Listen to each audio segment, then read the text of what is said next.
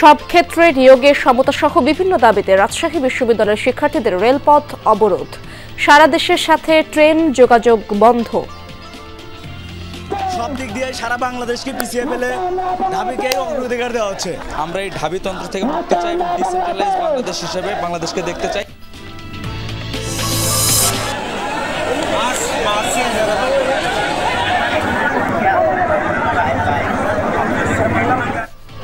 সুনামগঞ্জে একের পর এক জলমহালের মাছ হরিণ লুট, 5 দিনে ঘটেছে 7টি ঘটনা। চলমান অস্থিরতার সুযোগ নিচ্ছে অনেকে, বলছে পুলিশ। 5 থেকে 6,000 মানুষ লইয়া তৈনের টেবিলের প্রায় 1 কোটি টাকার মাছ করে নিয়েছি। এই বিষয়গুলো যেহেতু বিল এবং ইজারা জড়িত, এই সংক্রান্ত কর্তৃপক্ষ যারা আছেন তাদের সাথে সলা পরামর্শ করে আমরা ব্যবস্থা নিব। সিরাজগঞ্জে ফার্নিচারবাহী গাড়িতে চাঁদাবাজি, বন বিভাগের কর্মকর্তা কর্মচারীদের বিরুদ্ধে অভিযোগ। ট্রানজিট পাসে ফি না থাকলেও 1000 টাকা পর্যন্ত আদায়। যদি না নেই সিরাজগঞ্জ আমাদের গাড়ি জব্দ করা হয়। সিরাজগঞ্জ ইয়েতে টাঙ্গাইল আলাঙ্গাইল টাকা নেয় 900 টাকা, কাগজের হাতে কোনো টাকা উল্লেখ থাকে না। আমি তো খাইতে খাওয়া মানুষ, আমি ভয় ঠেলাতে আপনাকে সাদা দিচ্ছি।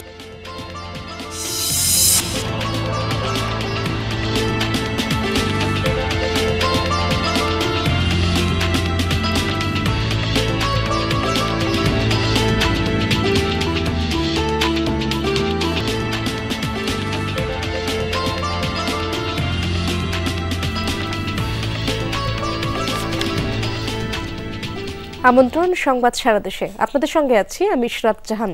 এতক্ষণ শিরোনাম দেখছিলেন, এবার বিস্তারিত খবর। সব ক্ষেত্রে নিয়োগের সমতা সহ বিভিন্ন দাবি এবং ঢাকা বিশ্ববিদ্যালয়ের আধিপত্যের অভিযোগ করে এর প্রতিবাদে রেললাইন অবরোধ করেছে রাজশাহী বিশ্ববিদ্যালয়ের শিক্ষার্থীরা। বেলা 11টার দিকে রাবি শিক্ষার্থীরা বিশ্ববিদ্যালয়ের স্টেশন বাজার এলাকায় রেলপথ অবরোধ করেন। এতে রাজশাহীর সাথে সারা দেশের রেল যোগাযোগ বন্ধ রয়েছে। শিক্ষার্থীরা বলেন, পিএসসি থেকে শুরু করে ইউজিসি উপদেষ্টা নিয়োগ সহ সব ক্ষেত্রেই দেখা যায় ঢাকা বিশ্ববিদ্যালয়ের আধিপত্য। এর বিরোধিতা করে তারা বলেন, ঢাবি আধিপত্যের বাইরে সারা দেশে নিয়োগের সমতা চায় শিক্ষার্থীরা। পিএসসি ইউজিসি সহ সবকিছুর পুনর্গঠন দাবি করেন আন্দোলনকারীরা। এর আগে মঙ্গলবার রাতে একই দাবিতে ক্যাম্পাসে বিক্ষোভ মিছিল করেন শিক্ষার্থীরা। আমাদের স্টেক বুঝে নেওয়ার জন্য এবং বাংলাদেশ যেন শুধু ঢাবি কেন্দ্রিক না হয়, এই ঢাবি সিন্ডিকেটকে ভেঙে দেওয়ার জন্য আমরা আজকে রেল লাইন এবং বাংলা কর্মসূচি ব্লকের কর্মসূচি পালন করতেছি। আমরা এই ঢাবি তন্ত্র থেকে মুক্তি চাই এবং ডিসেন্ট্রালাইজ বাংলাদেশ হিসেবে বাংলাদেশকে দেখতে চাই, যেখানে বাংলাদেশের প্রত্যেকটি স্টেককে রাষ্ট্র পুনর্গঠনের সমান সুযোগ দেওয়া হবে। দর্শক, এ বিষয়ে আরো জানবো আমার সহকর্মী তারেক মাহমুদের কাছ থেকে। তারেক, রেল লাইন অবরোধ কর্মসূচি কি এখনো চলছে কিনা এবং শিক্ষার্থীরা এ ব্যাপারে কি বলছেন, তাদের দাবি দাওয়াগুলো কি কি? রেল লাইন অবরোধ এখনো চলছে। বিভিন্ন স্লোগানে রাজশাহী বিশ্ববিদ্যালয়ের শিক্ষার্থীরা এবং রাজশাহী বিশ্ববিদ্যালয়ের যারা বৈষম্য বিরোধী ছাত্র আন্দোলনের সমন্বয়করা তারা রয়েছেন, তাদের কাছ থেকে একটু আমরা জানতে চাইবো, আপনারা কি দাবিতে আন্দোলন করছেন একটু জানাবেন। আমরা জুলাইয়ের পরে আমরা একটা সর্বপ্রথম মেন ম্যান্ডেট যেটা ছিল, পাহাড় থেকে সমতল, প্রান্তিক থেকে প্রান্তিক অঞ্চলের মানুষ তারা তাদের হিসাব বুঝিয়ে পাবে। যেখানে যত যোগ্য মানুষ আছে তাকে যেন সেই যোগ্য জায়গায় তাকে সম্মানিত করা হয়। কিন্তু বিপ্লবের পরে এক কেন্দ্রিক যেই চলতেছে, আধিপত্য চলতেছে, এটার বিরুদ্ধে আমরা চাই ডিসেন্ট্রালাইজ বাংলাদেশ। সকল স্টেট, প্রাইভেট, ন্যাশনাল, 7 কলেজ, মাদ্রাসা, অন্যান্য পাবলিক বিশ্ববিদ্যালয় সকলে তাদের হিসাব বুঝিয়ে পাক, সকলে তাদের শহীদের রক্তের হিসাব বুঝিয়ে পাক। এই আন্দোলন কতক্ষণ চলবে, আপনাদের কি অবস্থা? আমরা যতক্ষণ পর্যন্ত ডিসেন্ট্রালাইজ বাংলাদেশের একটা রোড ম্যাপ না পাচ্ছি ততক্ষণ পর্যন্ত আমরা রাজপথে থাকবো ইনশাআল্লাহ। ধন্যবাদ আপনাকে। এরশাদ, দেখছিলেন আন্দোলন কিন্তু এখনো চলছে এবং শিক্ষার্থীরা কিন্তু বিভিন্ন স্লোগানে তারা আন্দোলন চালিয়ে যাচ্ছেন। তারা বলছেন যে দেশের সকল সেক্টরের ক্ষমতা সহ নিয়োগ এবং ঢাবি এবং ঢাকা কেন্দ্রিক যে কেন্দ্রিকতা সেটি বন্ধ এবং বিকেন্দ্রীকরণের দাবিতে রাজশাহী বিশ্ববিদ্যালয়ের শিক্ষার্থীরা তারা রেলপথ অবরোধ করে বেলা 11টা থেকে কিন্তু এখন পর্যন্ত তাদের যে আন্দোলন সেটি চালাচ্ছেন এবং তারা বলছেন যে ইউজিসি থেকে শুরু করে উপদেষ্টা নিয়োগ সহ সব জায়গায় কিন্তু ঢাকা এবং ঢাকা বিশ্ববিদ্যালয়ের আধিপত্য রয়েছে, সেটি কিন্তু দূর করতে হবে এবং এই দাবি আদায় না হলে তাদের আন্দোলন সেটি কিন্তু তারা চালাবেন এবং এখন পর্যন্ত রাজশাহী বিশ্ববিদ্যালয়ের যে স্টেশন এলাকা রয়েছে সেখানে কিন্তু রেলপথ অবরোধ করে আন্দোলন শিক্ষার্থীরা চালিয়ে যাচ্ছে। তারেক, বুঝতে পেরেছি, সেখানেই থাকুন, সেখানকার খবর আপনার মাধ্যমে জেনে নেব। ধন্যবাদ আপনাকে। সুনামগঞ্জে প্রকাশ্যে চলছে একের পর এক জলমহলের মাছ চুরির লুট। ইজারাদারদের দাবি, গেল 5 দিনে 2 উপজেলার অন্তত 7টি জলমহলের কয়েক কোটি টাকার মাছ লুটপাট করা হয়েছে। জড়িতদের বিরুদ্ধে ব্যবস্থা নেওয়ার আশ্বাস দিয়েছে পুলিশ। শাল্লা উপজেলার শতোয়া বিল, জাল, পলসহ মাছ ধরার নানা সামগ্রী নিয়ে হাজির কয়েকশো মানুষ। এরপর মঙ্গলবার প্রকাশ্যেই চলে মাছ হরিলুট। জাল, ফলো দিয়া, এরপরে কুসা, এগুলা দিয়া এই বিলটা লুটপাট করছে, মাছ ধরছে। এরা মানে মিছিল সহকারে গিয়া লামিয়া কইতেছে লুটপাট করে খাও। ইজারাদারদের দাবি, আগের রাতে মাইকিং করে জলমহলটি থেকে মাছ ধরার ঘোষণা দেওয়া হয়। সকালে পুলিশ নিয়ে উপস্থিত হলেও থামানো যায়নি কাউকে। এভাবে গেল কয়েকদিনে শাল্লা ও দিরাইয়ের অন্তত 7টি বিলের মাছ হরিলুট চালানো হয়েছে। টাঙ্গাবাদ বিভিন্ন গ্রামের, এই গ্রাম থেকে 4 জন, এই গ্রাম থেকে 5 জন মানুষ লইয়া এরা মোবাইল ফোনে যোগাযোগ করে আটটা হঠাৎ করে মনে হয় 5 থেকে 6,000 মানুষ লইয়া এই 3 তারিখে লাইটের দিকে বিল আর 94টা বিলের প্রায় 1 কোটি টাকার মাছ লুট করে নিয়েছে। পুলিশ বলছে, জোয়ারিয়া, কামান, হাতনি, মেঘনা, বারঘর সহ যেসব বিলের মাছ লুটপাট করা হয়েছে সেগুলো ইজারা দেয়া। চলমান অস্থিরতার সুযোগ নিচ্ছে অনেকে, তবে ছাড় পাবে না জড়িত কেউই। শাল্লা তীরের বিষয়গুলো আমাদের নজরে এসেছে। এই বিষয়গুলো যেহেতু বিল এবং ইজারা জড়িত, এই সংক্রান্ত কর্তৃপক্ষ যারা আছেন তাদের সাথে সলা পরামর্শ করে আমরা ব্যবস্থা নিব। সুনামগঞ্জে ছোট বড় মিলিয়ে 30টিরও বেশি জলমহল রয়েছে। ওবায়দুর রহমান, যমুনা নিউজ। দর্শক, রাজধানী সহ দেশের বিভিন্ন স্থানে ভূমিকম্প অনুভূত হয়েছে। উৎপত্তি স্থল ভারত ও মিয়ানমারের সীমান্তবর্তী এলাকায়। এ বিষয়ে আরও খবর জানবো। সিলেট থেকে যুক্ত হচ্ছেন আমার সহকর্মী নাবিল হোসেন। নাবিল, ভূমিকম্পে সিলেটে কোনো ক্ষয়ক্ষতি হয়েছে কিনা এবং ভূমিকম্পের মাত্রা কত ছিল, বিস্তারিত কি তথ্য রয়েছে আপনার কাছে?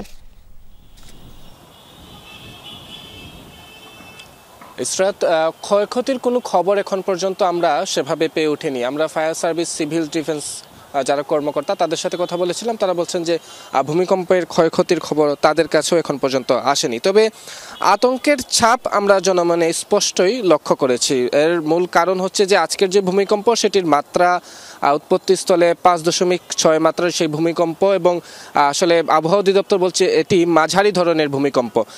এবং এর আগে, অর্থাৎ ঠিক 1 সপ্তাহ আগে, গত 26 ফেব্রুয়ারি রাতেও কিন্তু সিলেট আরও একটি ভূমিকম্পের অনুভূত হয়েছে। সেটিও মাঝারি ধরনের ভূমিকম্প ছিল, সেটির মাত্রা ছিল 5.3 মাত্রার। আজকের ভূমিকম্পের উৎপত্তিস্থল ছিল ভারত মায়ানমার যে সীমান্ত, ঠিক একইভাবে আগের যে ভূমিকম্প সেটিও আসলে ভারতে উৎপত্তিস্থল ছিল। ফলে নিশ্চয়ই জানেন যে সিলেট একটি ভূমিকম্প প্রবণ এলাকা। সিলেটের পাশেই আসলে ডাউকি ফল্ট রয়েছে। ফলে এখানে ভূমিকম্প হলেই সাধারণ মানুষের মধ্যে এক ধরনের একটি আসলে আবেগ, উৎকণ্ঠা আমরা আসলে সেটি দেখতে পারি। আজও তার ব্যতিক্রম হয়নি। বিশেষ করে সাধারণ মানুষের সাথে আমরা কথা বলেছিলাম, তারা বলছেন যে এই নগরীর যেসব ভবন ভূমিকম্পের ঝুঁকিতে রয়েছে সেসব ভবন আসলে এর আগে 2022-এ যখন কয়েক দফা ভূমিকম্প হয়েছিল একই সাথে একই দিনে, তখনই সেই ভূমিকম্পের প্রবণ ভবনগুলো চিহ্নিত করা হয়েছিল। তারা বলছেন সেই ভবনগুলোকে যাতে আরও বেশি পরীক্ষা নিরীক্ষা করে, যদি ভূমিকম্প প্রবণ সেই ভবনগুলো হয়ে থাকে তাহলে সেগুলোকে আসলে ব্যবস্থা নেওয়া, সেই কথাগুলোই তারা বলছেন। স্পষ্টত আমরা আতঙ্ক এবং উৎকণ্ঠা আমরা সাধারণ মানুষের মনে দেখেছি। ধন্যবাদ আপনাকে নাবিল, বিস্তারিত খবর জানাচ্ছিলেন আপনি। চট্টগ্রামে অবৈধ স্থাপনা উচ্ছেদে অভিযান পরিচালনা করছে জেলা প্রশাসন। সকালে নগরীর নিউ মার্কেট এলাকার আলকরণ গলি থেকে এই উচ্ছেদ কর্মসূচি শুরু হয়। এ বিষয়ে আরো খবর জানবো আমার সহকর্মী শহীদুল সুমনের কাছ থেকে। সুমন, অভিযানে এখন পর্যন্ত কি উচ্ছেদ করলো প্রশাসন, সেখানকার খবর জানাবেন।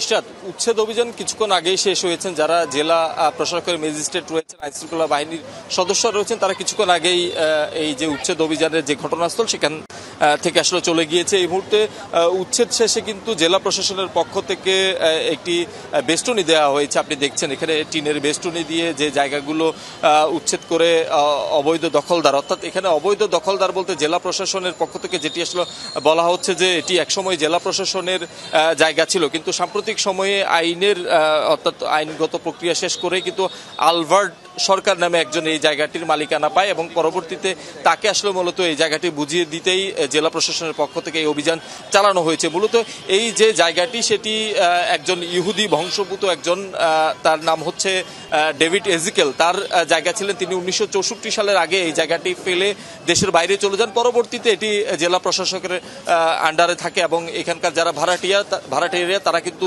জেলা প্রশাসনকে ভাড়া দিয়েই মূলত এই জায়গাটি আসলে ব্যবহার করছেন। ফলে সম্প্রতি সময়ে যে মামলা হয়েছে সেই মামলায় কিন্তু তারই আসলে পূর্বপুরুষ ছিল, যেটি আলবার্ট সরকারের পূর্বপুরুষ, তাদের জায়গা বলে তিনি আসলে এই জায়গাটি মামলার মাধ্যমে তিনি পান। পরবর্তীতে জেলা প্রশাসন আজকে সেই জায়গাটি যারা ভাড়াটিয়া ছিলেন তাদেরকে উচ্ছেদ করে মূলত আলবার্ট সরকারকে এই জায়গাটি বুঝিয়ে দেওয়ার জন্য এই উচ্ছেদ অভিযান চালিয়েছে। ফলে এখানকার যারা ভাড়াটিয়ারা রয়েছেন, ভুক্তভোগীরা রয়েছেন, তারা আসলে বলছে যে জেলা প্রশাসনের আসলে দুর্বলতার সুযোগেই সরকারের জায়গাটি আসলে বেয়াত হয়েছে এবং এই যে দীর্ঘদিন ধরে তারা আসলে সরকারকে একটি রাজস্ব ভাড়া দিয়ে যে এই জায়গাটি ব্যবহার করতেন, এখন থেকে কিন্তু সেই রাজস্ব থেকেই কিন্তু আসলে জেলা প্রশাসন বঞ্চিত হয়েছে। ফলে সরকার যেমন তার একটি বড় জায়গা অর্থাৎ প্রায় 3.5 বিঘা এই জায়গার দাম কিন্তু বর্তমানে প্রায় কোটি টাকার উপরে, 100 কোটি টাকার উপরে আসলে সাধারণ মানুষ এখানে বলছে। ফলে এই যে বিশাল অঙ্কের একটি জায়গা সরকারের হাতছাড়া হলো, সেই সাথে রাজস্ব হারা হলো, এখানে সরকার ক্ষতিগ্রস্ত হয়েছে বলে যারা ভুক্তভোগী রয়েছেন তারা আসলে বলছেন।